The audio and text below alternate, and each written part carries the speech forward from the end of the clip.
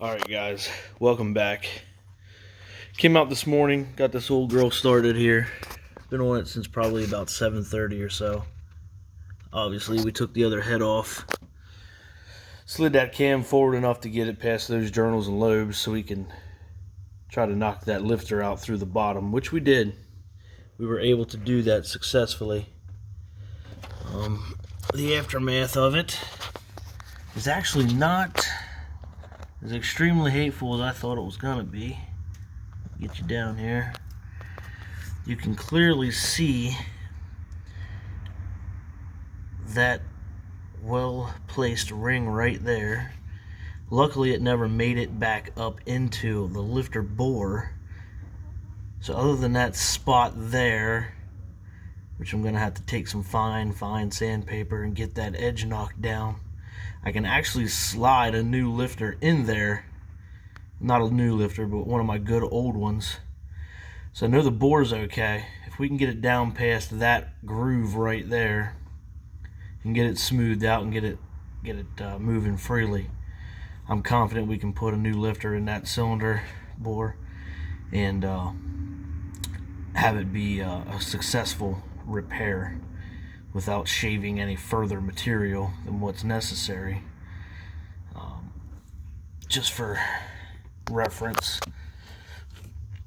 I'll get you over here to a side where you can see what a solid, good lifter bore is supposed to look like. As you can see, no miscellaneous ring on those as the other one. So that's that. Already have a set of lifters lined up to go pick up today. We're gonna do that here. Get a hold of the guy, pull some money out of the Cadillac is Bleeding Me Dry fund, and go pick them up. There's my parts.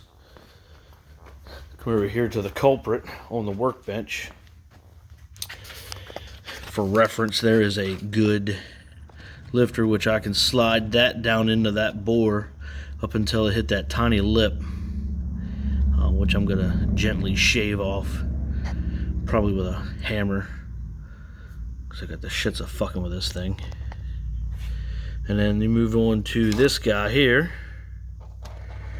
which you can clearly see there's a pin hanging out right there.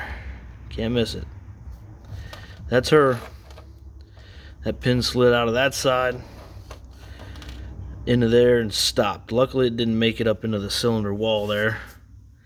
So I think we can salvage this old turd and make something out of it. So that's where we're at for today. Of course, we'll go ahead and get this shop cleaned up, get all these parts rounded up, make a new parts list for Monday, get some new gaskets coming, more head bolts, all that cool stuff. I'll slide that cam back down in there and get that back in place, lube it up, get it ready to go for a couple more miles. Hopefully we can get this thing to stay together. Let's see what we can make out of it. Stay tuned. I'll do a little video here in a couple of days once I get all the parts ready to go. Show you the new lifters that we're putting in it. It's Johnson T-bar lifters. We're going to get rid of those lifter trays that are prone for breaking. Hopefully go on to a better design, better made lifter than hopefully the GMs. I replace a lot of lifter problems in 5.3s, DOD systems. A lot of cams in those trucks. I've done lots of 5.3s, lots of 6.0s.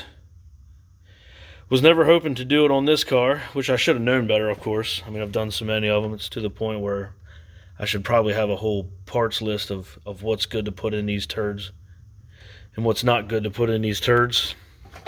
But sometimes when you want to be cheap, you're already dumping a bunch of money into these things.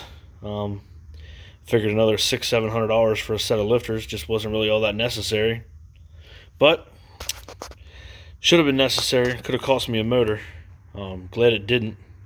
Glad this one's usable still. little bit more work to that block, and we'll have it burning gas again. So stay tuned.